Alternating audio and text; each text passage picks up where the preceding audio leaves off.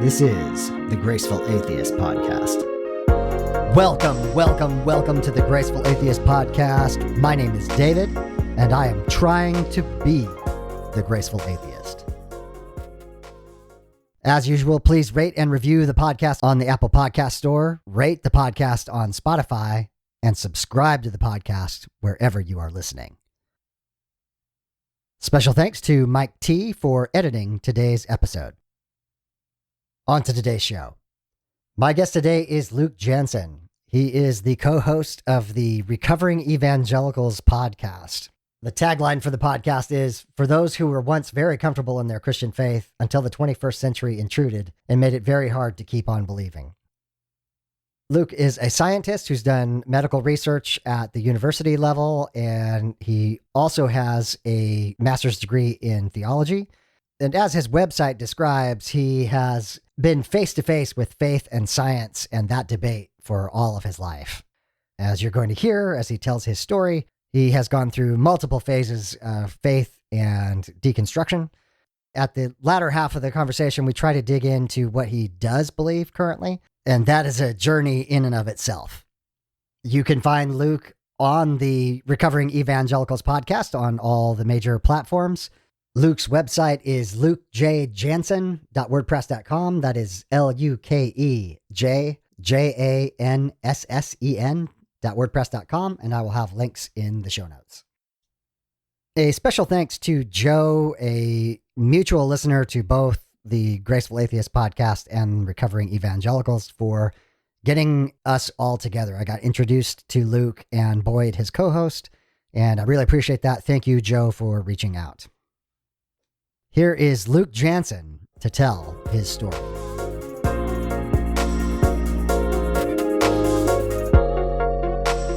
Luke Janssen, welcome to the Graceful Atheist Podcast. Thank you for having me. Hey, Luke. So we had a mutual listener of ours, Joe, who introduced us. He was a big fan of you and Boyd's podcast, Recovering Evangelicals, and this one, and said that it would be great for all of us to get together. And so far, our email exchanges, I'm fascinated by the work that you and Boyd are doing. I've gotten a chance to listen to a handful of those episodes, and again, just really impressed with the level of openness and rigor that you guys handle those questions. And so I think it's going to be a lot of fun to have you on. I want to give you just a couple of seconds to say who you are, like your resume, so to speak, of where your education was and things of that nature. Okay. And I'll just comment as well on that Joe bringing us together. He's basically sent an email to the three of us, you, myself, and Boyd. And he just said, well, to us at least, he said, you should go on Dave's show. Yeah. And we looked at each other and went, Dave's show? Who's Dave? Yeah, I know. And now your email was CC'd in there, but your email is gracefulatheist@gmail.com. And so we just thought that was a moniker, that was a name. Yeah. For a month, we didn't know who Dave was, and then some other things happened. Went, oh, that's who Dave is. Yes, yes. So it was great. Yeah. So to answer your question, then, so I'm 61 years old. Went to university, worked as a scientist in a lab for just about 30 decades, just over 30 decades, and I'm now retired from that. I just wanted to move on to other things, and the work that we did was in the area of asthma, looking at cell function, that sort of thing. Interesting. All right. And you have a master in science, a master's in theological studies, and a PhD in pharmacology and physiology. Is that correct? Yes. And actually, you know what? Now that I think about it, I'll have to talk about the MTS later on because I forgot to even mention that. But yes, so I did my master's and PhD in medical sciences, and that formed the basis of my career for 30 years. And it was near the end of that I was going through this faith crisis. And amongst other things, I thought, you know what, I'm going to take some courses on campus here. And one course became 3, became 30. And then I thought, you know what, get a master's in MTS. So there you go. That's awesome. Yeah, I think Boyd refers to that. You know, he says the type of person Luke is, he just went and got a master's in theology. So, yeah. Well, it was easy because it's on campus. I didn't have to go far. And then as an alumnus, as a member of the university, I could take the courses for free. Okay. So it was easy, but it was hard work, I will say.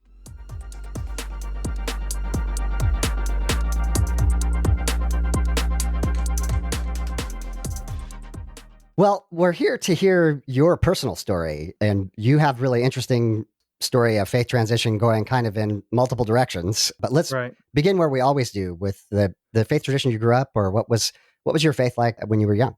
Right. I'll break my life up into four different parts. It just seems to be that what happened in my life fell out over 15-year blocks. The first of which then was obviously when I was a kid, we grew up in a Christian Reformed setting, which for the listeners who may not know what Christian Reformed is, we were very Dutch and very Calvinist. Hmm. I think a lot of people will know what Calvinism is all about. Yeah. I found that to be, it was more of a social identity, that group that I was in there. And again, remember, I'm just a kid. I'm less than 15 years old, but it was more of a social identity. It was just an in-group. It was the place where your friends were, your coworkers were, a lot of your family members were there. Hmm. And so it was just the place you were, it was a society, the social group that you were part of. And I wouldn't really say, at least for me as such a young kid, it wasn't a personal commitment to a worldview or a religion, but it was a very formative part of my life. It shaped my initial views on who God is or what God was. God was a very angry God, a very judgmental God.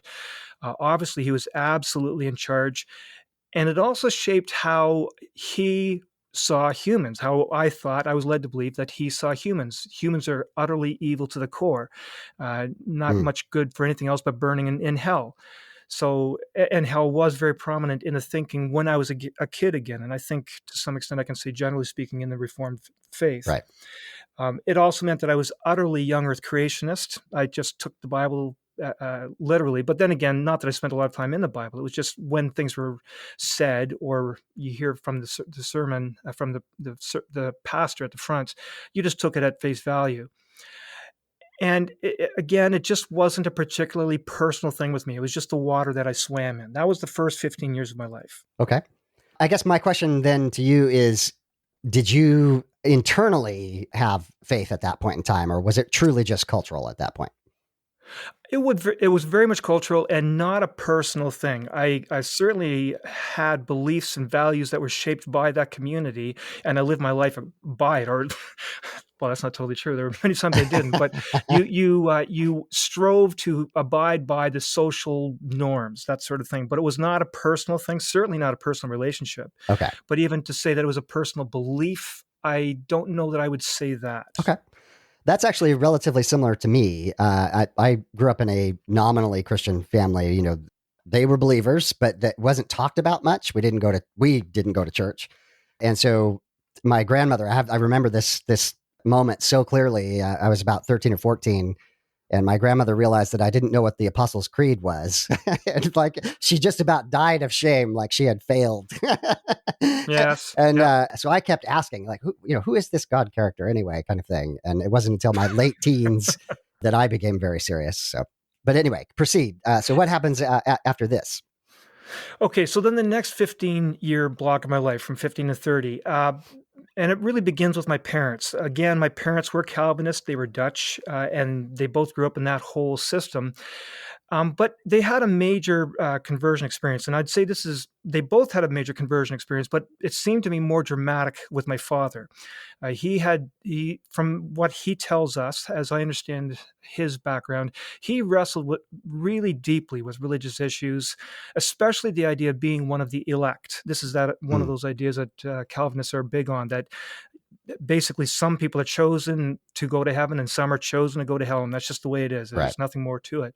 And my father really wrestled with that whole idea of being one of the elect as opposed to the ones going to this very a fiery hell. And he was deeply fearful that he was one of those assigned to hell. Now, I'm not clear on all the details, but what I do know is that he did have a very profound personal experience. It was a deeply religious experience, and it literally changed him overnight. He was a different person because of that.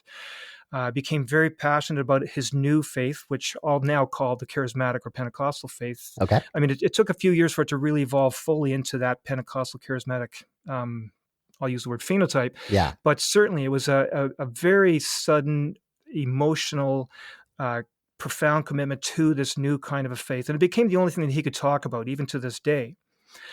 So that's what happened to him. And again, that was roughly when I was 15 years old. And for a few years, I resisted that. He, of course, would be wanting to he did take out take the kids to these various fellowships, various church groups, home groups.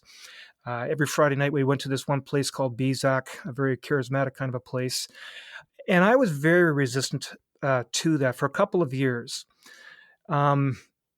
Until I basically was coerced into, and I'll say, joining the team, in air quotes there. It's an experience I'm not sure how much really to get into, except to say, at one moment I was completely against being, joining this faith that he held. And just because of the circumstances that I won't get into the detail, it was basically I was pushed against my will into this new faith. Now, I'm not going to put the blame all on him. I did accept that new worldview. I did pray the prayer, say the words, and became a Christian. And from that moment on, I was committed. But I do have to say that the way it happened was rather coercive. And that's really all that I'm going to say about Okay. that. Yep. So the bottom line is I'd resisted for a number of years, and now all of a sudden I dove in headfirst and I became one of them as well. I think I was sincere. I do think, looking back on myself as a 18-year-old, I was committed. I sincerely held that belief, and I became uber involved. I taught and was involved in the Sunday school groups, college and career group. I was part of that. I was in a Christian rock band. This is hilarious because I was a keyboardist, even though I have absolutely, to this day, do not have any experience whatsoever with keyboards, pianos and organs. Yeah. I just simply had enough money to buy a synthesizer, and I now became the keyboardist for this Christian rock band, which, toured for about a year. Didn't last long, but it came from the summer camp, and we played every year at the summer camp. But there you go. Yeah. Went on all kinds of evangelistic campaigns. If our church would, have something going, reaching out into the neighborhood, or bringing your friends to the Sunday school or the college and career group. There was that one year that Billy Graham came to our city, Hamilton, in 1988, and so I was part of that. Okay, that's probably a big deal. Yeah. So very much I was all in, and I was serving. I played my guitar. I did play guitar. I didn't play the keyboard, but I played the guitar for a youth group, for worship services, that sort of thing.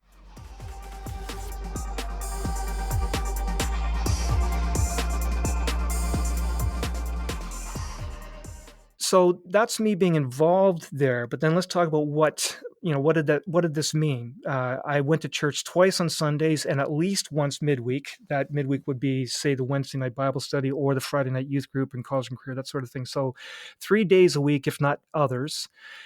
And they were very emotional services, especially, if the service is 2 or 3 hours long, which today is unbelievably long, but during the last half hour, things got really emotional, a lot of emotions, and especially the Sunday night service. That's really what it was all about, is just driving towards that final hour where a lot of emotions were poured out. Yeah. Went to revival meetings, to various healing meetings. I'm sure people have heard of Benny Hinn. There's a few others, but Jesus festivals. There was the Full Gospel Businessmen conferences. They also had their events, and I was always part of that.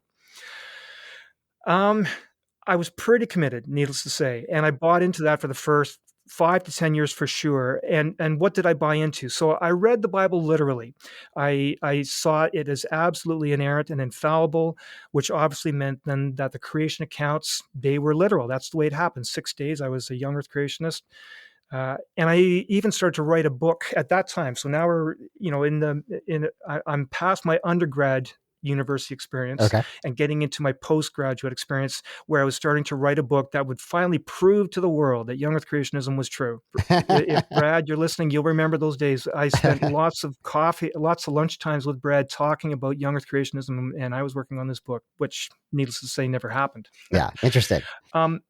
And it's not just the creation accounts that it took literally. Of course, there's the story of Israel coming out of Egypt. That whole story I took literally. Yeah. If you've seen the Ten Commandments with Charlton Heston.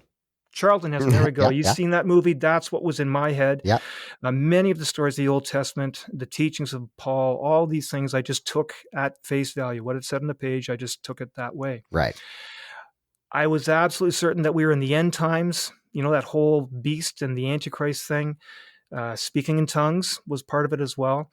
Uh, the another thing that I refer often to, the cosmic vending machine God. Basically, whenever you need something, you just pray for it, whether that be a healing, whether it be a passing a test, or you know, people often refer to getting a parking space, that kind of thing. Well, I believed in this cosmic vending machine God. You just asked and expected to get it. I love that analogy. That that really Yeah, captures kind of the attitudinal position towards. Oh, I need a parking spot.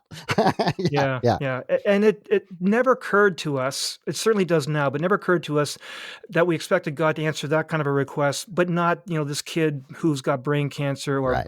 kids.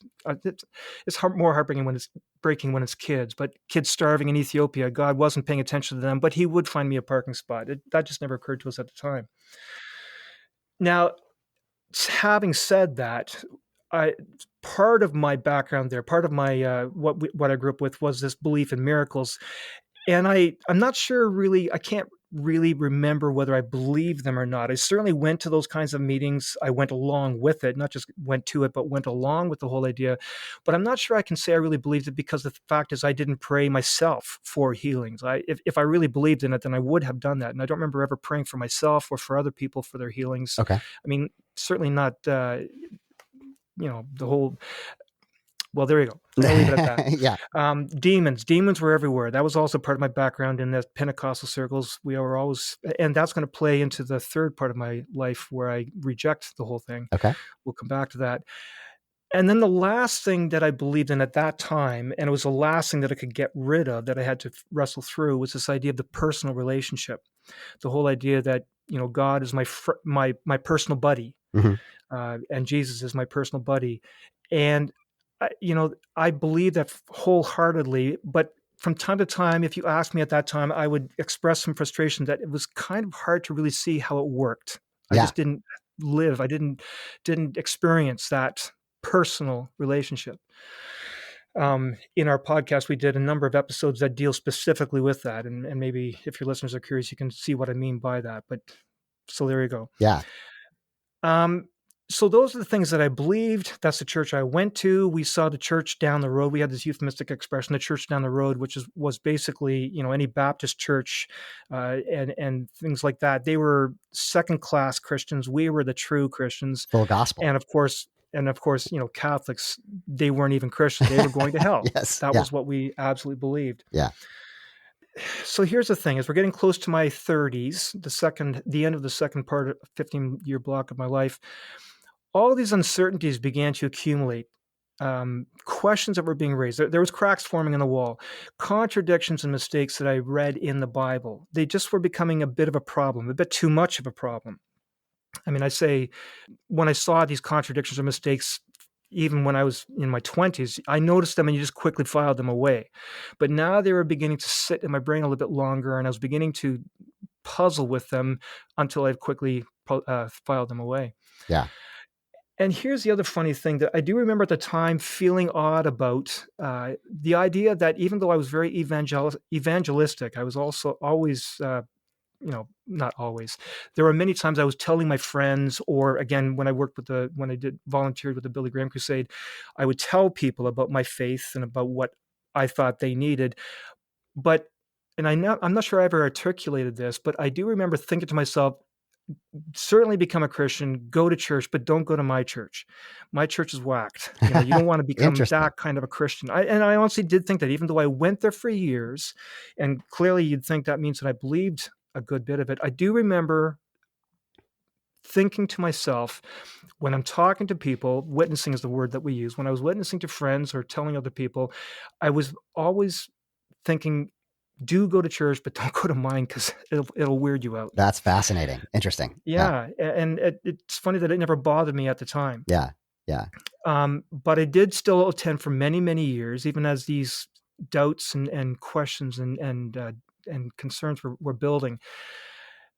And I do remember now, for stepping to the present here, I do remember reading your "How to Deconvert" article, David, and these are all steps that I read in there. That these are all classic deconversion stories, people who are fully committed, and then one question after the other, another begins to build, and then as your article then talks about the whole deconversion idea. Boyd and I also talked to Brian McLaren in one of our episodes about the same sort of thing. It's the exact same sequence of events. So that's the end of the second half of my life.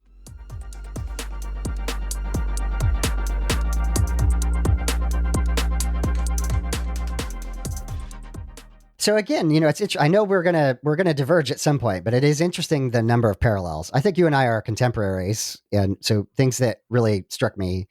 My first real church experience, first of all, was my mother, who had a dramatic epiphany and a transformation from drug addict to functioning human being. That was my impetus to become a believer.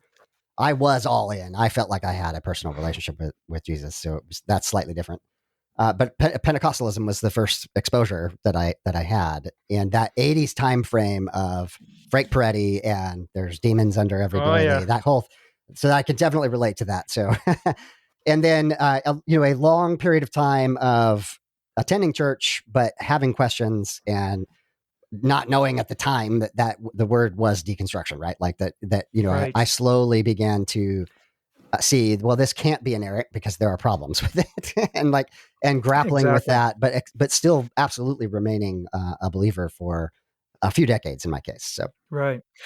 Now I'm curious, and if you want to take this out of the final cut, I'm curious. You said you did have a personal relationship. I'll say that I claim to have had one, but I didn't feel it. And here's the funny thing: there were times where I would begin to feel something, and then I realized, yeah, I'm just creating these feelings. I'm just, tensing these muscles, and through the breathing and through various things, I'm beginning to feel something. And I was smart enough to know at that time, you know what, I'm just creating this feeling, and I didn't want anything to do with that. Did you have more than that? yeah, so it's I think you've probably had the same experience when we're talking to, say, an evangelical today. You have this weird experience of kind of defending your former faith, and so Right, I'm going to do a bit of that. Obviously, my perspective has changed today, but I had this sense of conscious contact is what I used to call it, right? I was not terribly disciplined to have prayer time, have an hour out of the day, that kind of thing. But I felt like I had continuous contact, as it were. So that you talk about feeling. I definitely had a feeling of connection to God and a feeling of relationship. How I okay, interpret that today is radically different, but at the time, that's what I experienced. right.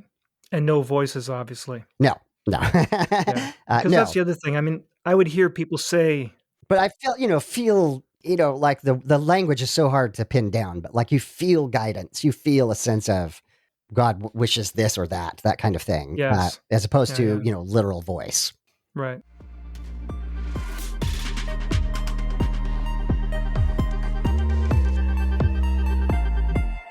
Okay, so I'll jump into the third Yes, quarter of my life. And I'm going to call this the slippery slope phase, which everyone can relate to that expression. You've heard it all the time. Um, in your article, The Deconstruction, How to Deconstruct article, I think you called this the critical mass stage. yeah, And so here's an interesting story. I said that I was going to come back to demons, which that demons was one of the things that we believed in. And I said that played into the ending of this part of my life. I can distinctly remember that one Sunday that we were in that Pentecostal church I was going to at that time. And I think many of your listeners are going to know the name Benny Hinn, hmm faith healer. He had a brother, or has a brother, Henry Hinn, and I'm pretty sure it was Henry. They both did the same kind of thing, but Benny certainly rose to very big fame. hmm But I think this one was a service being led by Henry Hinn, and I just remember in this service, again in the background, over the weeks, months, years leading up to this, I was beginning to have less and less conviction about what we were doing. But in this particular service, as he was winding up, turning the crank to get the emotions primed up, he had us stand up, put out our hands to the front of the church, put out our palms to the front of the church, and said, okay, now we're going to cast out the demons from the north. Now I want you to turn around. We're going to cast out the demons from the south. And then we had to cast out the demons from the east and from the west. And I distinctly remember leaning over to my wife. And even though I would still say I was well, certainly was a full-fledged believer, and even to some extent Pentecostal, I remember leaning over and said, "We're not coming back here again. This is too much. This is whacked." yeah, And we didn't. I think I was only there once again years later when I was there for a funeral for a friend of mine who was there. And otherwise, we never went to that church, let alone we never attended Pentecostal churches and that sort of thing after that. It just was, there was too much emotion and too much weirdness. I understand. Yeah. So we started going to another church and actually several churches. We had to find a place, and I'll just characterize them all as basically Baptist because I think a lot of your listeners will get a sense of what a Baptist church is like. And that's the kind of place that we went to. At that time, I still saw United and Anglican churches. They were basically dead churches. That's what I would have said at that time. Mhm. Those are dead churches, but we'll go to these other churches that are certainly not on the other end of the spectrum, the Pentecostal type.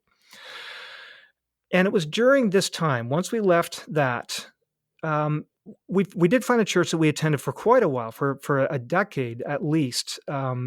And I was quite happy there, but these questions were beginning to accumulate during that time and really accumulate with a vengeance, with force. And I'm going to break those up into three different, I'll call them forces or influences on my life. The first of which would obviously be science. I was a scientist. I went to university, worked in a university, and used science in my life. And it was at that time, and again, I was a young Earth creationist again. At that time, every new dinosaur fossil, every new discovery of another evolutionary adaptation, when I learned about them finding basic building blocks of life in meteorites, and I read about Stonehenge and Sumerian tablets, that sort of thing. Yeah.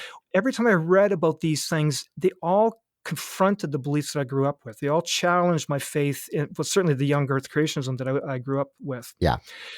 And it was just a constant onslaught. And I found myself developing this split brain mentality. I had the Monday to Friday brain that I took to work, and I might even use words like evolution and adaptation, that sort of thing. I would use them, but I certainly didn't really think that way. And then the Sunday brain that I had, that was a whole different worldview, young Earth creationism still. And I really maintained that kind of that dichotomy for a long, long time. The Monday to Friday brain and the Sunday brain were two different parts of my thinking. And I kept them very compartmentalized. And I know that that's not, it's a short term strategy. It's not going to last very long. You can only hold that kind of dissonance for so long. And so we'll come back to that in a Yeah. moment. That's the one of those three influences in my life. The second one then would be the morals and ethics that I read about in the Bible. The classic list of things that seem to bother so many people: the Sure. Canaanite slaughters, the ones that often included apparently innocent women, children, animals, the completely male-oriented thinking of so many stories and values. You sell a slave, and if the slave is male, you can get this much money, but if it's a female, you get half as much. Or if a child dies, you get more for a son than for a daughter. And so many other ways. There was very much this male-oriented thinking and a blatant discrimination against women and slaves and foreigners and children. And it puzzles me now. I don't know why I didn't see those kinds of discriminations before, or at least they didn't bother me. Somehow they made sense. I don't know what else to say about that. One of my observations was obviously grace was a major part of my Christianity, and I'm continuing in a secular fashion. But I talk about how I had grace-colored glasses on when I read scripture, and it wasn't until I took those grace-colored glasses off to just read the text as it is and just see what it actually says, Right. that the horror of what is there really struck me. Yeah. I guess what I was doing, I guess I'm saying the same thing you just did in my own words. I just think it was, again, my biblical literalism working against me. I believe those stories as real events, the stories of the Canaanite slaughters as an actual event. In other words, it was a God-ordained event. I just believed it because that's what the Bible told me. And I realize now that these are very much stories that people told. But that was another influence that began to chip away at my faith system. The morals and ethics, the biblical morals and ethics, actually ruined my faith.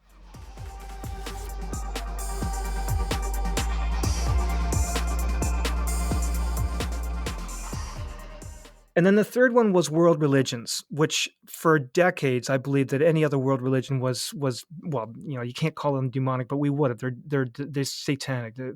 Islam, a long list of world religions that you just dismissed as completely, well, certainly non-Christian, but more than that, satanic, because we would use those kinds of phrases back when I was still young and naive and very foolish. Um, but here's the thing. My job as a scientific researcher took me into contact with so many people of these other faiths and religions, Mm. even going to their houses for dinner, going to conferences and rooming with them sometimes. And it's embarrassing to admit that what I found was I was very confronted with the idea that these people were not the evil monsters I thought that I was expecting, right? I expected these to be very different people that were just night and day different from me, and they were wicked to the core. And what I found, though, was that these people were fundamentally good. They were sincere, they were kind and compassionate. And when we did talk about religion, they were not offensive. And the funny thing was that they were also just trying to be right in the eyes of a God that they believed in. Mm. They were just trying to be good. Yeah. Um, and what really brought this influence, this destructive influence in my life, what really brought it to a boil was reading a book. I read lots of books, but this one in particular, I know it hit me like a hammer in the center of my face. Uh, Kite Runner by Khaled Hosseini. And very briefly, basically, the story is of a kid who grows up in Muslim Afghanistan in a modern setting. I think it was like the 1990s or something like Okay. that.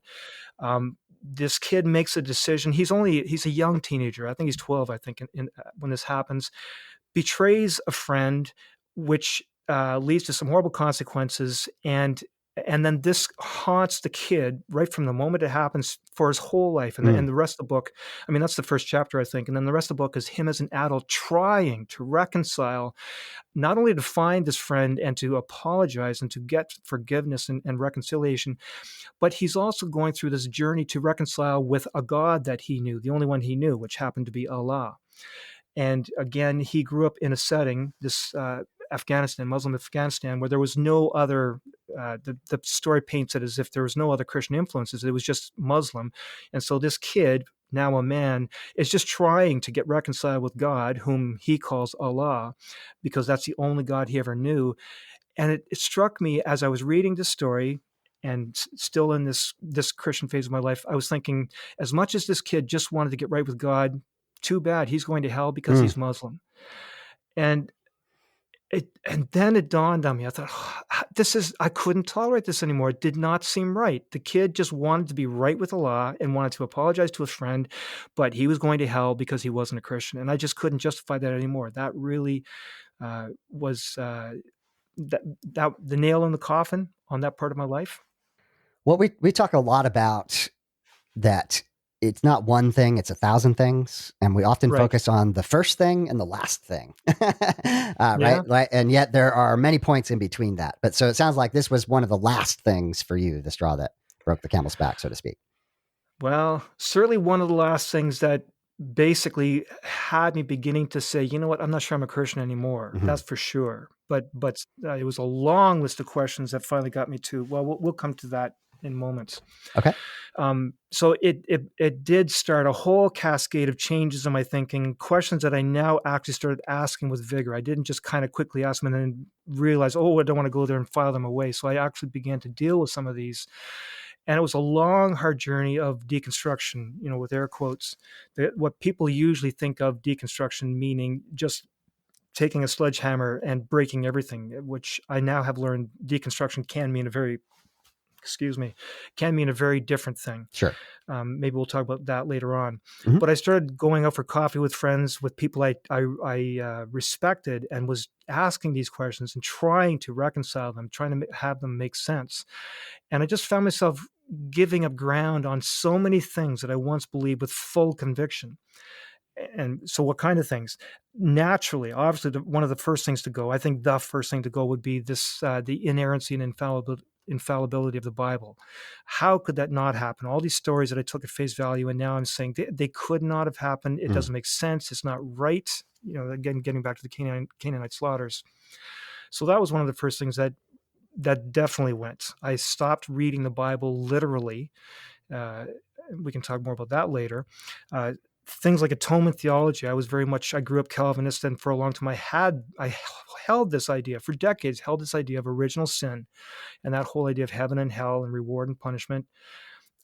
Christian exclusivism, the whole idea that Christianity is the only way to get to heaven. Hmm. And then that one of the other things I already mentioned this, but it was one of the last things that I found myself wrestling with was that personal relationship. Even into my 40s and 50s, I still thought I'm supposed to have this, and I just was not able to experience it, not able to realize it without generating it myself. That's the thing. I think I could have been someone who would say, "Yep, I feel that personal relationship," but I would know deep inside I'm just generating, as a friend of mine calls it, the warm fuzzies. I was Mm. just generating the warm fuzzies, and then I called that God. And that was one of the last things that I finally had to let go of, and it took me so long to get rid of that idea. I think people will relate to that. Yeah. And Yeah. I know there's a more to the story. I'm anticipating that, but yes. Well, so now we're getting near to the end of that third 15-year span of my life. I found it necessary that I had to accept that I was no longer a believer, uh, definitely agnostic, that's for sure, but I wasn't quite comfortable calling myself an atheist. I wouldn't call myself an atheist, and that's because I'm a scientist. Scientist says, well, if you say this, you have to mean it in the meaning of the word. And to me, an atheist is somebody who knows that there is no God, and I couldn't say that then, and we can come back later to the fact that I still can't say that.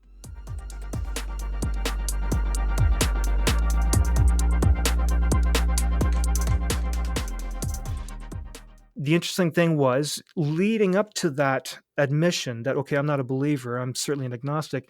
Leading up to that, there's all this fear of walking to the edge, and the the panic and the uncertainty of coming to that. But once you do make that step, it was just a feeling of liberation. I just Mm. found that now I can breathe easy. I can be honest with myself for starters, and there was a joy and a peace. Let's Yeah. put it that way. I actually had joy and peace. I'd given up this faith that I'd had for 40 or more years. We talk about just the release, the Yeah, the absolutely. self honesty.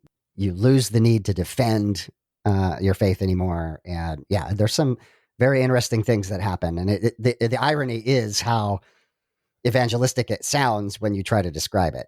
Like a Yeah, literally, scales falling from one's eyes kind of thing. right. Now, Dave, in your show, have you had people talk, or have you talked about this allegory of Plato's cave? I'm very familiar with that. I don't know that we've talked about it a lot on the podcast. So if you want to give the listeners just a brief overview. Okay, so and the reason I'm doing this is because this is now I'm feeling that in my life, in that part of my life, I was feeling this whole Plato's cave experience. Yeah. So very briefly, I haven't really thought to do this, but let me just try. So in Plato's cave, you've got this guy stuck in a cave. He's chained, and he's just seeing shadows on a wall cast by some fire or something like that. And he just sees shadows. Doesn't make sense. He's looking at it, and things don't make sense. But he eventually manages to get free, which allows him now to walk around the cave. And then he sees that these shadows are actually just they're just shadows of a he had been building an image of what these shadows meant, and now he knew what those shadows were all about. He knew what was creating the shadows. He saw it from a whole different angle. He then proceeds to walk out of the cave. um, in the process, as he gets to the top of the cave and breaks out into the sunlight, now he's absolutely blinded and he's scared to death because he can't see anything, doesn't know where he's going. But eventually his eyes accommodate. He can now see clearly things as they really are, no longer just shadows on a wall in the cave, but now he sees the sky and the trees and everything around him, and he sees what things are really all about. And there's this feeling of elation, of joy. And then he realizes, I should go back into the cave and get my buddies Mm. out of that cave. Yeah. And so that's where I found myself at this point in my life, that I had walked up to that edge with such fear and uncertainty, and the blindedness of, if I let go of this and I let go of that, there's nothing there to catch me, and I didn't know what to do. But once I finally did, there was that feeling of release. You used the word release, and Hmm. joy and peace. And then I did feel that I wanted to go back and tell the people that I had been going to church with about, what, all these things we're talking about, maybe there's a different way to look at these things. Hmm. And I really began to uh, so I started a blog called Reaching Back into Plato's Cave. I wanted to reach back to them and help them pass those questions that we were all dealing with. Yeah. So that was very much a decision that I made to finally say, you know what? I don't believe all those things. So in that sense, I'm not a believer, and I'm definitely agnostic. And I just want to clarify. I often want to clarify when I say this to people that I'm talking to. I'm speaking now to two different groups of people: the ones who are Christians and the ones who are atheists. Hmm. To the ones that are Christians, I want them to know that this is not a rejection of a faith I had, because it's not that I just chose to stop believing, and certainly not motivated by wanting to have a different lifestyle, the whole sex, drugs, and rock and roll thing. It's just that I couldn't pretend anymore. I just couldn't pretend that I was a believer. I just simply didn't believe, Hmm. at least not all the things that I used to believe. And so a lot of Christians will become judgmental at this point. Some Christians will become judgmental at this point, as if I had a choice. I didn't have a choice. I didn't just know that the faith was real and I chose to believe differently. I just couldn't believe it anymore. Hmm.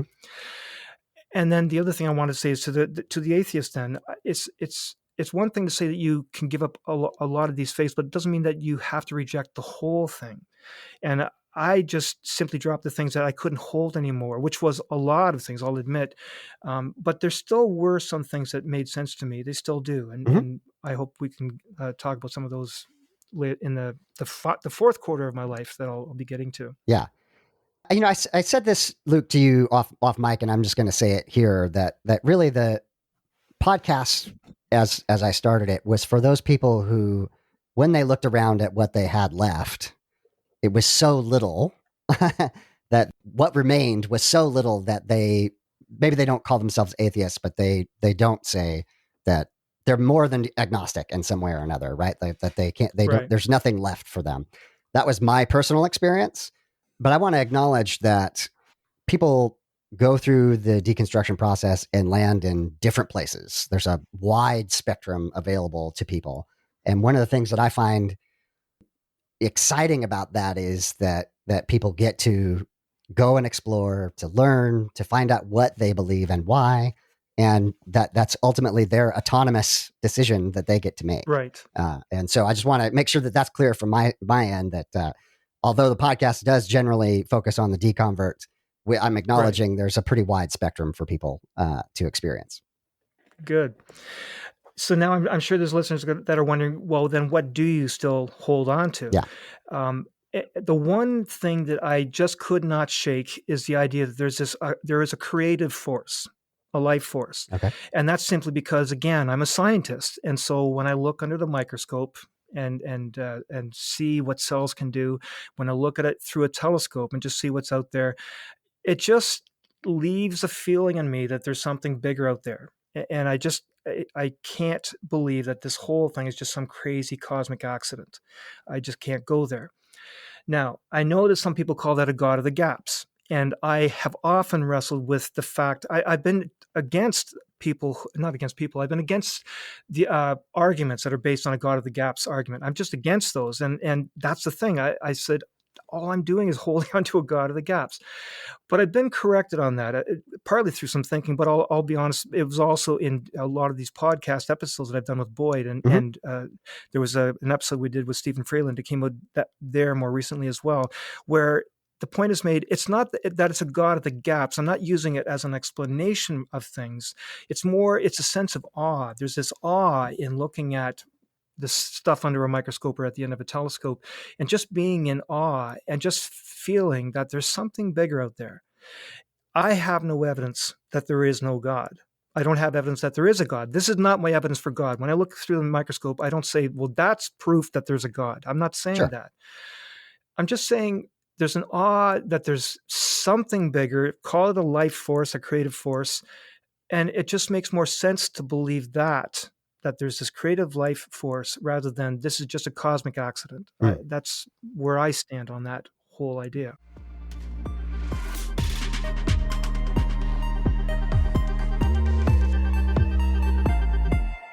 It just makes believing certain things make more sense. For me, it's more intellectually satisfying. Uh, Again, it's not proof Right. for God. It's not proof that we exist for a purpose, but I also don't have definitive proof that there's no God or that we don't have a purpose. If you're going to be adamant on this, you have to acknowledge that in this case, you're making a choice. I don't know that anybody has proof that there is no God or that we're not here for a reason. They don't have that proof. They just I would say that they should acknowledge that they're making a choice to believe that. And I just choose to believe that there is something bigger out there, and that we do exist here for for a purpose, that there is meaning to our existence. And I know that some believers will have problems with me referring to God as a creative life force. But here's the thing. I've moved past the idea of God as a personal God, a personal buddy. He's not someone more closer to me than my neighbor or even than my wife. He's not a personal buddy. He is he. So I'm using pronouns he, as if God is a person. And that's again something that Boyd and I've talked a lot about in our podcast. God is not a person. He's not a he or a she or an it. He's it. God is way beyond Yeah. a personification, and certainly I would call God a life force, a creative life force, and a lot of other things. It's interesting. I just want to jump in here. Sure. If you ever get a chance, go back and listen to Meir Simcha. I did an interview with an Orthodox Jewish person, Okay. and man, the language you're using right now sounds almost exactly of what he was Hmm. talking. The kind of a the core of being, being itself, kind of force of being, as it were. I'm Yes. struggling to use the Yes. language, but what you just said really struck me as very similar to Right. potentially Jewish thinking. Right. So I hang on to this idea that there is something bigger out there. And if I find out I'm wrong, I don't feel I've lost anything. And even as I say those words, I don't want people thinking that I'm just the Pascal's wager idea. I'm not just choosing to believe because it's in the hopes of being right about getting into heaven. I'm quite comfortable with finding out that we only have our life here on earth, and that there's nothing more after that. I don't need to have a reward of heaven for making this choice. I just choose based on what I see and what I feel that there is something bigger out there. And well, I certainly don't believe in the whole hell thing. That's for sure. I grew up Okay. with and believed in this idea for 50 years. The idea that God hates humans because we're so sinful and that there's nothing he can do but just burn us up or even worse, torture us for an eternity. I find that I can't believe that. I do believe that people can create their own hell here on earth. And I'm working my way through, parsing the words of Jesus when he's talking about hell, that he's talking about people creating hell on earth. And it goes both ways. I think you can create hell on earth. You can also create heaven on earth if we can just get it together. Okay. And that's where this whole meaning making thing comes together. I just choose to play on the team that's all about making meaning, making a difference, learning how to get along, learning how to love, learning how to make things better. That's just a choice I made to be on that team. And if there's an afterlife and there's a heaven, that's great. But I don't need that to make this choice. So it's really interesting, Luke, because I use a lot of the same language without the underlying metaphysics. And I'm not trying to argue here. I just want you to understand where I come from. From my perspective, that human beings are meaning makers. We make meaning that is part of what it means to be human. And Right. this concept that we talk about on the podcast of secular grace is that human beings need to be accepted. We need to be known. We have a deep seated need to be known by one another. We are social creatures. And this idea of secular grace is a proactive love. Call it agape if you want. But Right. just that is the attitudinal direction that we should be facing, is loving one another. I know that's Right. not original. I appreciate that I'm stealing that. But that, from my perspective, there's no underlying transcendence necessary for all of that to remain true. That Right. awe is a human experience, that all of these things can be natural. Yeah. So it's fascinating how close you and I are. is what, and I think you're a great guest. This is a great conversation. So I really appreciate it.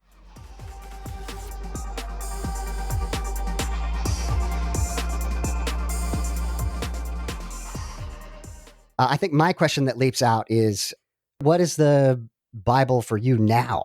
So there's a lot of deconstruction that's happened. You have this sense of the creative force. So what does that say about the Bible? What does it mean to you now? For me, the Bible, so I use an analogy, and in fact, I'm trying to remember if we used it recently in an episode, but for the longest time, that's right, it was. It was an episode we did with Peter Enns, and I asked him, what do you think of this analogy? For the longest time, I had this idea of the Bible as the user's manual. Mm, You've got the user's manual for your car or for your stereo system. It's a manual that's written by the maker of the product that we're talking about, and is written to the people who are going to buy this product, and how this is how you use it. Here's what you do, and that sort of thing. That's what I thought the Bible, for decades, I thought that's what the Bible was. Written by God. Is, I might have had to admit, okay, yeah, sure, there was a human holding the pen, but basically God's moving his fingers, God's whispering in his ear, or he's putting the thoughts in his head, and it's a book written by God, given to us humans to tell us how to live. And I've since realized that's or not realized. I've since come to accept the fact that it's not a user's manual. It's rather a diary or a notebook. Hmm. The whole idea that humans for millennia, for thousands of years, have been looking up at the sky, feeling that there is this bigger thing out there, trying to make sense of it, writing down their notes, writing down the stories that they told. Some of those stories are intended to tell us, okay, here's what happens when you do things this way, and here's how you could live better. Some things are written to basically say, here's how we did it because we thought we were right, and boy, were we wrong.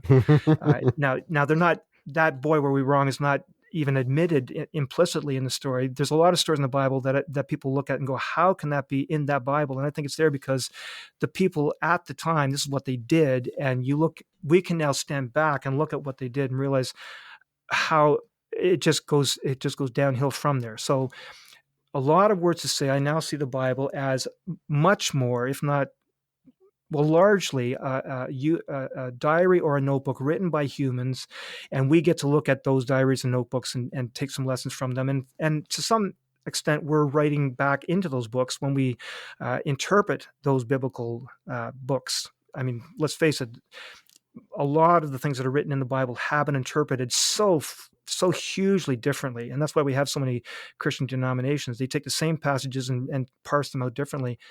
And that's what we're now doing. We're taking those scriptures, looking at what those people wrote down and how they saw things, and we're now applying our meaning to what they wrote down as if that's what those people meant all along. Mm. That's a lot of words to say where I see the Bible now. And it's okay if you, I'd like to dig just one step further in that. Do you see the Christian Bible as special or different from, say, the Quran or the Bhagavad Gita or any of the other collections of human wisdom that are out there? Only special in that that's what I grew up with. Mm-hmm. Okay. It's full of strange stories. It's full of disturbing stories, and it's full of things that I'll call untruth. Mm-hmm. I have looked at pieces of the Bhagavad Gita, pieces of the Quran. So I'm not an expert, certainly sure, on those. Either. And my point is this: they contain a lot of truths.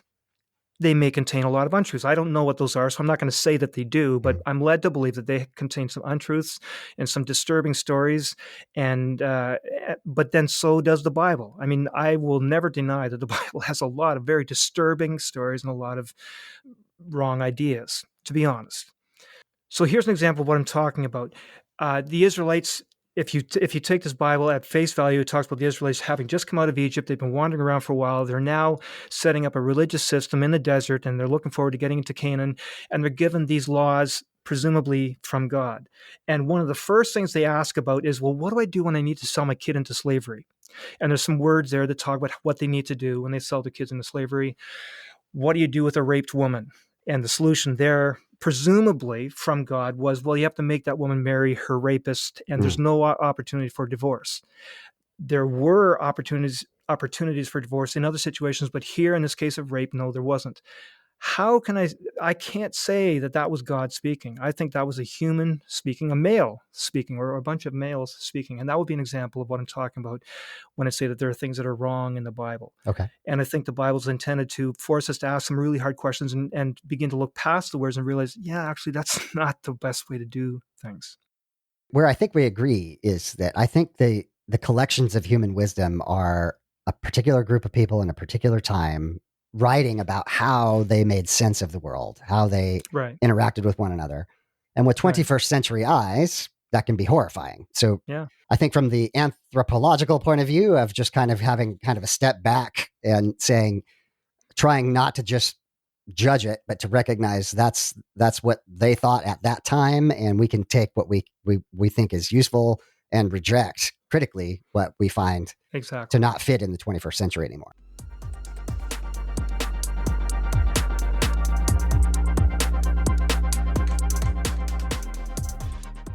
Luke, another topic that I was interested in, I heard you allude to it in relatively recent episodes of the podcast, but I was never able to go back to the archives to hear the detail, is that you wrote a book about the soul. And so I'd be really Right. interested to hear what your perspective is on the concept of a soul. So that actually came out of my studies when I did this Master's of Theological Studies. Again, I wanted to say that I didn't just decide to get an MTS. I first took a course in Genesis, what to do with Genesis, because I was a scientist and I did not know what to do with that whole creation account. So I took that course and then another and another until it finally became a degree.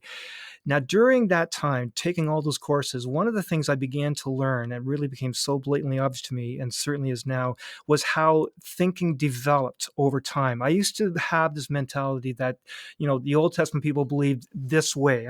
You can't see me in the audio, but I'm holding my hands as if I'm holding a basketball. This is what the Old Testament believed about things. The Old Testament, the ancient Hebrews believed about things. And then there was a change in thinking when Christ came on the scene. And now the New Testament again have their new basketball and they see things differently. But I really saw how thinking changed over thousands of years, and in particular on this topic of the soul and the afterlife.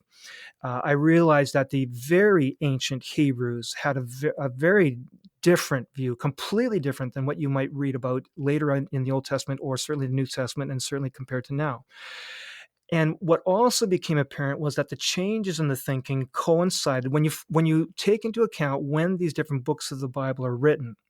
Some are written, well, so we can argue about exactly when they're written, but certainly some are written from the point of view of many, many thousands of years ago, say 6,000 or 4,000 years ago. Some of them were written from a context that's more like, say, 3,000 or 4,000 years ago.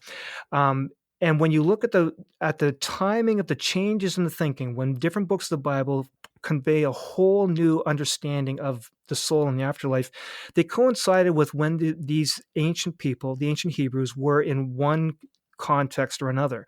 They spent 400 years in Egypt, for example. They had a certain view. Let me back up even further. So before they were in Egypt, they were Babylonians. Abraham was a Babylonian, and we know about what the Babylonians believed. And there's hints of what a Babylonian, a Hebrewized Babylonian faith looked like. Some of the Mm. things that Abraham did and people around him talked about. You can see now this Babylonian influence. And they very much had a Babylonian outlook on what the soul was like and what the afterlife was like. Then they end up in Egypt, and they're there for 400 or 500 years, 430. You can hear different numbers, but the bottom line is they're in there for almost 5 centuries. And if you look at anybody today who comes from an immigrant family and they are second or third generation in a new country like Canada or the US, those second or third generation kids are so North Americanized compared to their parents and grandparents who are so old school. Mm. They're from the old country. Yeah. And there's a complete difference in just the course of a couple generations. Now you look at these ancient Hebrews, they've been in Egypt for almost 500 years. They're completely Egyptianized. And you can see that now in what they talk about when they're referring to the soul and the afterlife. Then there's this encounter with the Zoroastrians, the Persian Empire. Daniel sees has a whole new perspective on the soul and the afterlife, and it's largely because of his contact with the Persians and the Zoroastrian faith. And then you come certainly Greek thinking absolutely changed the way the ancient biblical writers saw the soul and the afterlife. It became a very Platonic Hmm. view on the soul and the afterlife. And then you come to Paul, and Paul is a completely Hellenistic Jew and sees things very differently. And now we today, 2,000 years later, see the soul and the afterlife completely different yet again. Yeah. So that was the generation of that book. It was a lot of learning. It was not a particular course. It certainly was not my thesis while I was doing that master's degree, but it was an accumulation of all kinds of uh, examples that I came across where the thinking of the ancient biblical writers, how that thinking on all kinds of issues just changed over Mm. hundreds or thousands of years. And for you personally, what would your position be on the soul? So that's what the book is about. And we did a number of episodes on that. And I'm just actually editing right now as we speak. I'm editing an episode that will come out in a number of weeks where we talk about that. Okay. For me, the soul is an emergent property of the brain. Now, what is an emergent property? Basically, it's a property that emerges out of basic constituents that you would not have seen those things there if you just looked at those basic constituents. So, for example, I'm going to just try to quickly come up with analogies. You look at artificial intelligence or virtual reality. You can play virtual reality, and you feel you're in a whole new you're in a whole new reality, but that's only because of a lot of circuits, a lot of software, a lot of electrons, and all the things are coming together to produce a whole new experience. And out of that emerges an experience that you can't, a lot of times you can't have, you don't have words for. um, People will talk about civilizations, that a civilization is based on people are built on organs. Organs involve chemicals. Chemicals involve protons and electrons. And at each of those stages, you can't predict a civilization when you just look at the electrons and protons and neutrons. You can't even predict the molecules. And then once you have molecules, you can't predict the civilization. All these things are emergent properties of the basic constituents. So the brain, the soul is an emergent property of a whole lot of nerves, a whole lot of reflex pathways, a whole lot of neural processing, and from that is an experience of what's going on around you. Who am I? I see myself immersed in a world where I'm situated in a social setting. I'm a member of a family and a social group and a country. All of these things feed into my personal experience of what is real to me. And that's, to me, what the soul is all about. The soul is what defines you. It defines your hopes, your fears. It defines your memories, all of these things. And we can root those in the neural processing. It's an emergent property of that neural processing.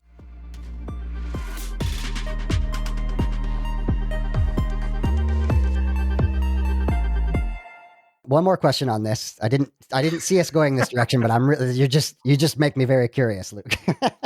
Okay. To me, you've just described consciousness. So Right. Are those synonyms for you? And I guess the ultimate question is, at death, does the soul continue on for you? Okay. First of all, no, I would not call consciousness and soul or mind or personality the same thing. Consciousness is just an awareness. Okay. And so even bacteria will have an awareness of a chemical gradient, for example, or a light source. They have that conscious awareness. And so that would be consciousness. Now, soul and mind and personality certainly would include consciousness. It's one of those fundamental ingredients that lead to a personality and a mind and a soul. Can I jump in and just correct? How about sentience? Is that a better word? Okay, so I haven't thought about that. So sentience and sentience is, you know what, I have to think about that, Dave, because sentience would be, I think it is a property, but I'm thinking more it's like an action of some kind, it's more of an action word to me. Whereas soul to me is an experience. It's a property. Okay. So there's an overlap. I'd have to think about that one, Dave. Okay, great. Yeah. Hey, I succeeded. I got you to think. There you go. Now, you said, what does that mean for the afterlife? So Christians will talk about the resurrection body. They'll talk about the resurrection. And I firmly believe, if you're going to believe in the resurrection, I don't know that there is. I don't know that there's an afterlife. I really don't know. I honestly don't know that there's an afterlife. I believe it's possible. Have no idea what it looks like. But if there is, they talk about this resurrection body. That body can look like anything. It doesn't have to be this physical body that I currently own today, which is a completely different body than I had 20 years ago, and let alone 40 years ago. I've had many bodies, and they've all looked very different. I hope you know what I mean by that. We all grew up, and the Yeah. body that you had at 5 is not what you had at 15 or 30. You get the idea. Yeah. So this emergent property that I call the soul works in the body that I now have, the nerves that I have, and the pathways that are ingrained in my brain. But in theory, those could be embodied in something else. People today talk about being embodied in a computer. They talk about transhumanism and being loaded up into the what do they call it, the metaverse. They talk about that, and it's something that they actually could believe would be possible. And in theory, if they could upload all of your memories, all of your experiences, your preferences, the laws you grew up with, the values you held, all these different things,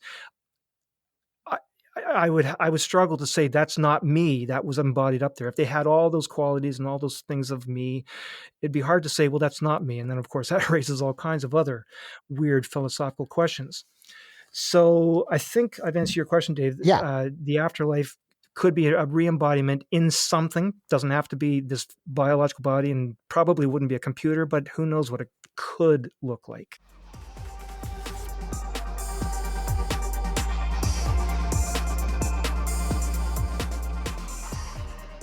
All right, I lied to you just a second ago. I've got one more question along this line. And I'll set the context for you. So for me personally, the last two things to go were the concept of soul, my soul, specifically mine, right? Not just theoretically, but the idea that I have something that will transcend death went for me. And the second, or truly the last thing for me was the resurrection of Jesus himself as a literal event. So I'm curious if you believe that Jesus was physically, literally resurrected from death, true death. Right. Okay. So I will take both of those. Let me start with the first one, though. So I think people will struggle with the idea that I talk about the soul as being just an emergent property, especially the Christian believers amongst your listeners and who hear this will struggle with that whole idea.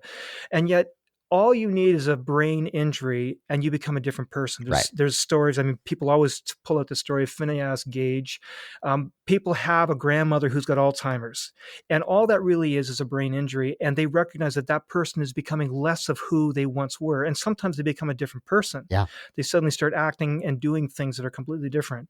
Lots of stories of people having other forms of brain injury and becoming a whole different person. It's just bizarre. And the point is, if there really was a separate thing called the soul, right? A thing called the soul that was riding in your body, you could have a brain injury and that soul should still be there, but it's not. It's totally dependent on the brain, the machinery. So we could go on at length about why I hold this view, but okay. So enough on that. Yeah. Now back to the Jesus resurrection thing.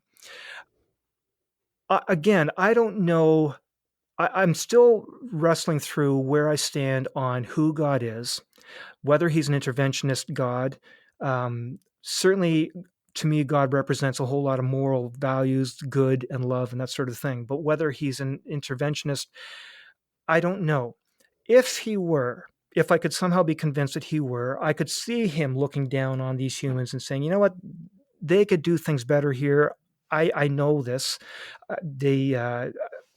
I have a better will for them. I'm going to send someone down there. Now, before I go any further, I'm not going down the path where I'm going to send somebody down there so I can rip him apart and spill his blood and pay for sins. That's not what I'm getting at. I think rather, if he were an interventionist God, he could send somebody in and say, hey guys, there's a better way and here's how you do it. Get along. Forgive, that kind of thing, all this, the values that Jesus stood for, and which is why he was killed. And if that were the case, if this Jesus was either, if this Jesus was there for that reason and was killed for that reason, I could also imagine an interventionist God saying, you know what, now they've killed him, they've really done it. I'm going to bring him back partly to put a spotlight on this guy. This guy is not just another guy who died for some good values. Here's a guy who stood for the values that I want these humans to finally get into their heads, and I'll put a spotlight on that. I would believe that such an interventionist God could conceivably raise him from the dead. So I haven't answered your question. I can't say, yep, I believe that that's what happened. It's consistent with... I'm obviously not done wrestling through those questions, but I want to be honest with myself. And on the one hand, say, okay, look, I can't say that I know that that's what happened, that there was this interventionist God who did raise Jesus after Jesus made the point, hey guys, here's how to live. I'm not going to say I absolutely believe that. But on the other hand, I can't say, well, I'm not going to say it's not possible, because even as a scientist, I'm going to know that there are things that are now possible that were not possible 100 years ago. We do things now today that are routine. We bring people back to life. We resuscitate. We don't resurrect, but we resuscitate people. We do all kinds of things that were impossible, and now we realize, well, we just didn't know all the rules. We didn't know all the physical laws. And so I'm not going to deny that it's entirely possible. I can't say, no, it's impossible. I just don't know how to say, yes, it happened, beyond saying, well, I want to believe that it did. Well, I think that's very honest. So thank you for letting me dig deep there. I definitely want to spend some time, though, on your podcast, Recovering Evangelicals. Okay. So, and I want to begin that with, how did that come about? What was the impetus, and how did you and Boyd connect? Okay, so again, I began all those questions when I was in my 30s, 40s. Began a lot of questions, and eventually that became a blog site, and I started to blog a lot of these questions, reaching into Plato's Cave, and then that transformed into a podcast because one of the people that I had coffee with was this Boyd, who happened to be, at the time, he was a, no, not at the time. I knew him as a kid in the youth group. I was one of the helpers, a youth sponsor. I worked with our youth pastor and helped run the youth program with him. He did all the work, but we were helpers. But Boyd was one of the kids in there, and then years later, I haven't even stopped to think how many years later, I then encountered Boyd again. That same youth leader brought the two of us together. Boyd and I, we had coffee. He was there as well. We were, actually, it was um, beer and French fries and that kind of thing. Not Scandalous. coffee. Yeah, there you go. But that's where I had a good long chat with this Boyd, and he began to clarify a few things for me. And at the same time, at that particular time, I was wondering about doing a podcast, and it just turned out that the everything converged, and I began doing this podcast with this Boyd, who I knew from long before. One of the reasons I wanted to work with Boyd is that he has a whole different background. Mine is very scientific, with a little bit of religious, an MTS degree, Mhm. whereas Boyd's is very much philosophical and theological. He had that training, and he's a very sharp guy, very quick in his mind, and I Mhm. really thought, this is the kind of guy that I can work with. So that's how the podcast started. So now I'm just going to very quickly do the blurb for my podcast. So it's Recovering Evangelicals. I just want to point out to anyone who's trying to find it, we did start this podcast in January of 2020 with that name, Recovering Evangelicals, and just over half a year later, another group started with the same name on Facebook, Recovering Evangelicals, and then it was about a year later. So now, 1 year after I started, then another person started with a podcast called the New Evangelicals podcast and the New Evangelicals community. So a little bit of overlap there. And then another person came up with Recovering Evangelical podcast. Mm. She had the singular, we had the plural, but otherwise it's the same name. So I just want to call attention to the fact that there's at least 4 groups with very similar names, and we were there first. Yeah, I'm giving you credit then. Okay. Yeah. So maybe just give my listeners overview of some of the topics you cover, and then we'll get into maybe who your audience is. Okay. So what the goal of the podcast is to just deal with questions that make it hard to believe. And it's called Recovering Evangelicals. We've had a number of times, a number of episodes where we explain why we call it that. People who are trying to recover from evangelicalism, or even people who are trying to recover evangelicalism, because we think evangelicalism is very, very broken today. So we're targeting those people who come from an evangelical background, or at least want to hear about that, and people who either have left it behind, they've just given up on belief entirely, or people who are struggling with it. Maybe some listeners are ones who are fully committed to the faith themselves, but they're working. They may be youth workers and working with kids who are asking these questions. So a lot of words to say. Our goal in this podcast is to deal with those really tough questions, and we deal with ones like original sin and atonement theory, that personal relationship that I referred to earlier. We'd have a number of episodes to deal with that directly. Things like heaven and hell, or controversial things. Young Earth creationism, for sure, we deal with a lot, Mhm. but things like intelligent design, uh, religious trauma, we have dealt with in the past. Those are the kind of topics that we have covered. Yeah, great. And I'll just say that you guys tackle these issues with a high degree of rigor. So you come prepared. There's clearly research that has been done. I appreciate that you bring the scientific perspective, and Boyd has the philosophical background as well, and you both have the Right. theological background, and so it's exceptionally well done. I'll Right. give you props for that. Thank you. Thank you.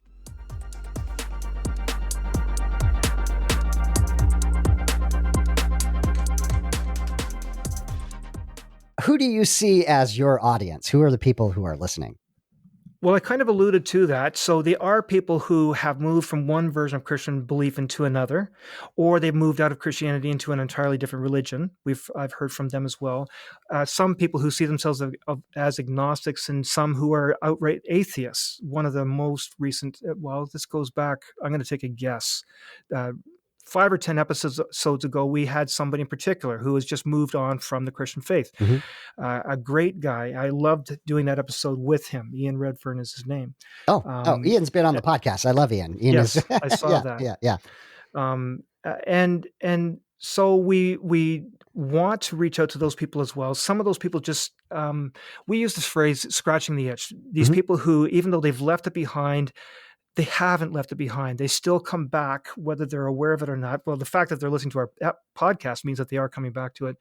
But they're just often finding themselves thinking these questions. They come back to scratch the itch, and so those are the people that we're talking to.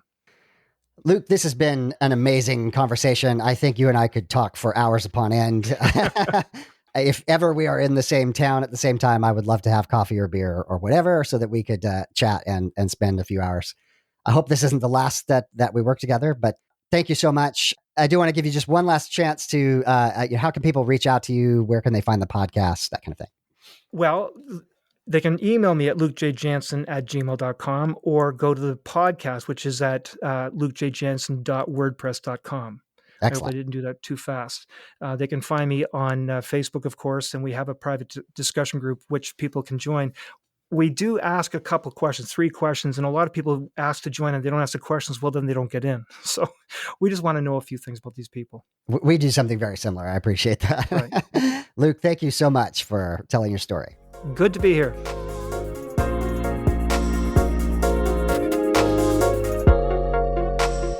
Final thoughts on the episode.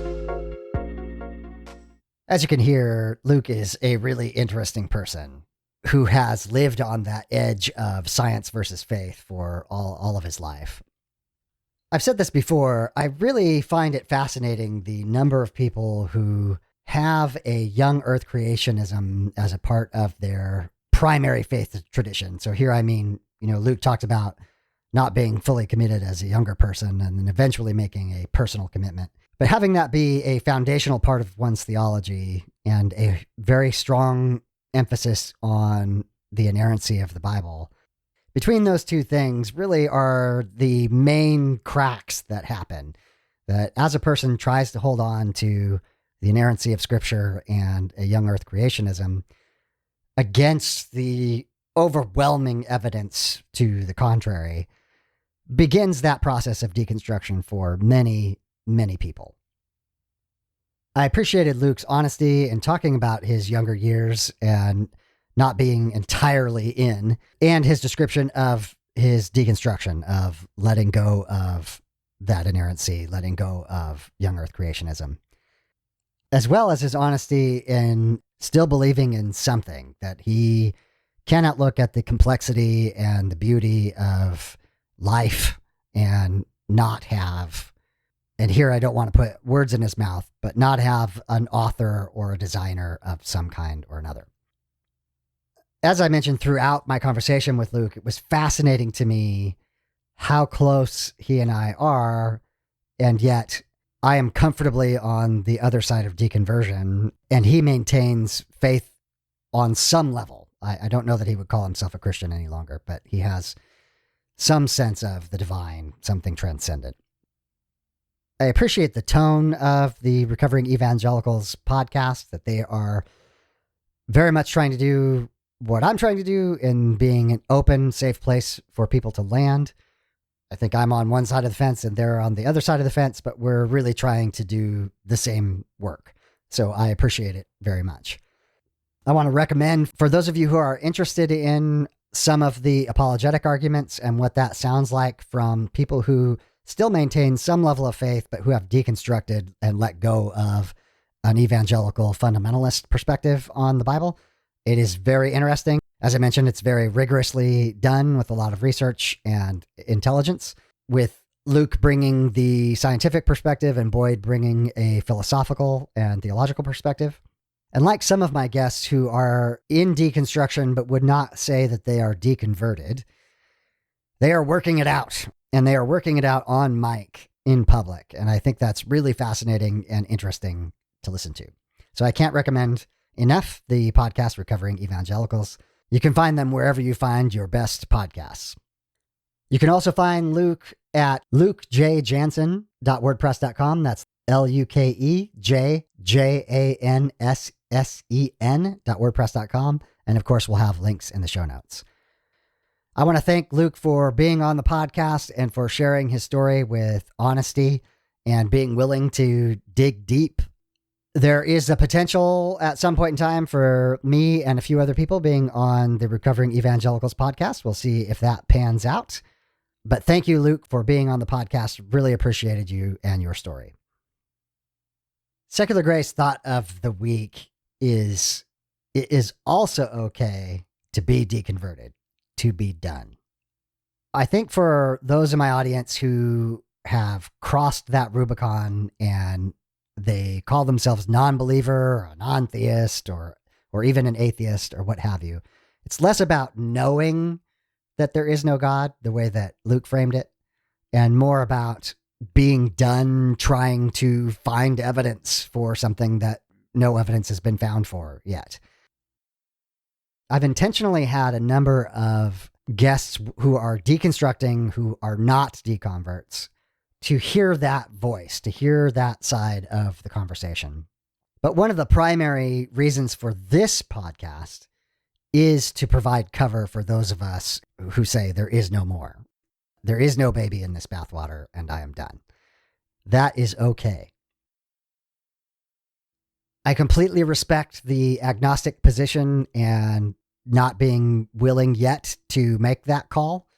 I think a much larger proportion of people who begin deconstruction are in that space where it's much more of an agnostic point of view.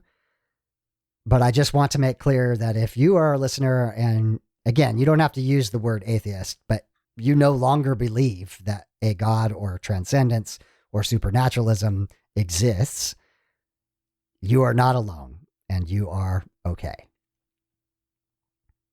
Next week, we have Robert Peoples of the Affinis Project. Robert has done a tremendous amount of work in moving secularism forward in Arizona. He is a humanist and has a secular grace perspective on life, and I'm excited for you to hear his story. Until then, my name is David, and I am trying to be the graceful atheist. Join me and be graceful human beings. Time for the footnotes. The beat is called Waves from Mackay Beats. Links will be in the show notes. If you'd like to support the podcast, you can promote it on your social media. You can subscribe to it in your favorite podcast application, and you can rate and review it on podchaser.com. You can also support the podcast by clicking on the affiliate links for books on gracefulatheist.com. If you have podcast production experience and you would like to participate with the podcast, please get in touch with me.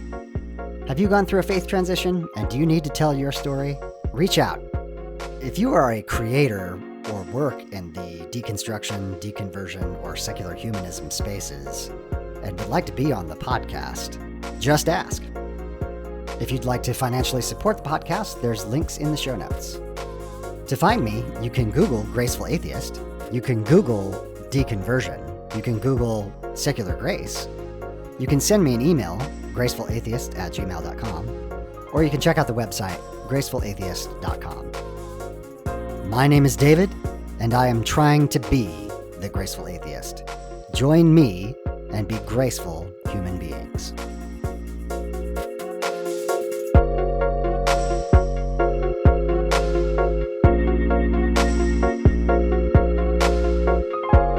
This has been the Graceful Atheist Podcast.